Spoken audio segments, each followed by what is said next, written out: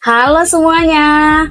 Perkenalkan, saya Rina Marlina Rahmawati dengan NPM 101222048, kelas C2 Manajemen. Di sini saya akan membahas tentang krisis reputasi online yang dialami oleh JNT pada saat promo 11.11 di tahun 2024. Nah, kasus ini merupakan salah satu contoh nyata bahwa reputasi online bisa hancur kapan saja, itu pun dalam waktu sekejap.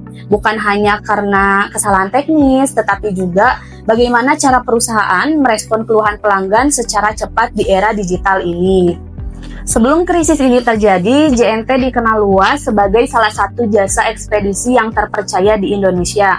Banyak masyarakat dan pelaku bisnis online yang mengandalkan JNT karena dikenal cepat, terjangkau, dan terintegrasi dengan berbagai platform e-commerce besar seperti Shopee dan Tokopedia. Citra JNT pada saat itu sangat baik, didukung dengan layanan yang umumnya memuaskan dan jaringan yang luas hingga ke pelosok. Namun semuanya berubah drastis dalam waktu sekejap pada saat promo 11.11 di Hari Belanja Online Nasional berlangsung di tahun 2024 lalu.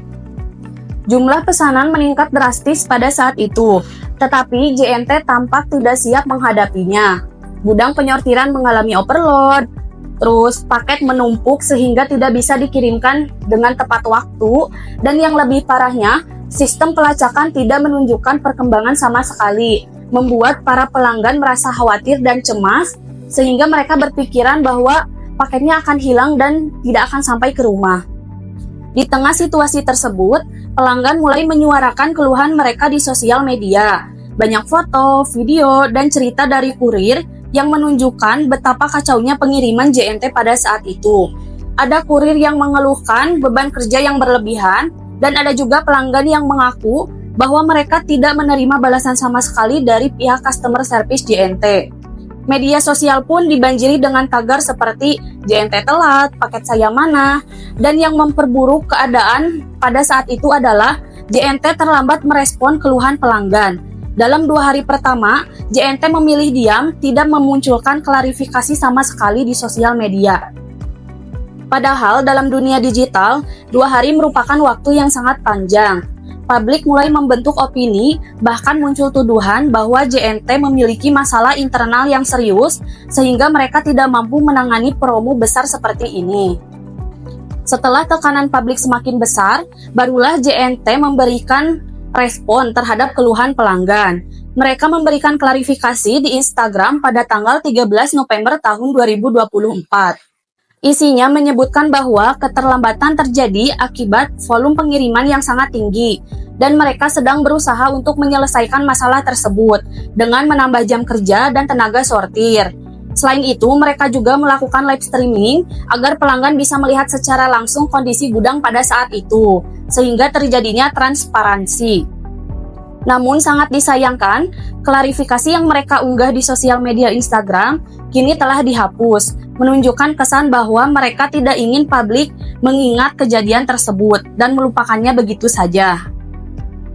Menurut saya, langkah tersebut tidaklah bijak. Di era sekarang, jejak digital itu sulit dihapus. Justru, sikap keterbukaan dan konsistensi lebih dihargai oleh publik. Setelah kejadian tersebut, JNT mulai merespon pelanggan secara satu persatu dengan melakukan pendekatan yang lebih personal, jadi tidak menggunakan jawaban template lagi. Upaya lain yang dilakukan oleh JNT yaitu bekerja sama dengan Shopee untuk memberikan voucher keterlambatan. Jadi kalau paket kita terlambat, kita akan mendapatkan kompensasi voucher keterlambatan.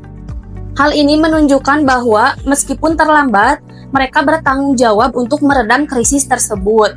Tapi di sisi lain, banyak pelanggan yang sudah kecewa kepada JNT yang akhirnya memutuskan untuk tidak menggunakan jasa JNT lagi. Di sisi penjual, mereka juga merasa dirugikan akibat rating toko yang menurun drastis akibat keterlambatan pengiriman tersebut, yang pada akhirnya mereka melepas kerjasama dengan JNT dan memilih kerjasama dengan Si Cepat, Antar Aja, dan lain sebagainya. Citra merek JNT juga ikut terdampak, yang tadinya dikenal profesional dan modern, berubah menjadi perusahaan yang dianggap tidak siap menghadapi lonjakan permintaan.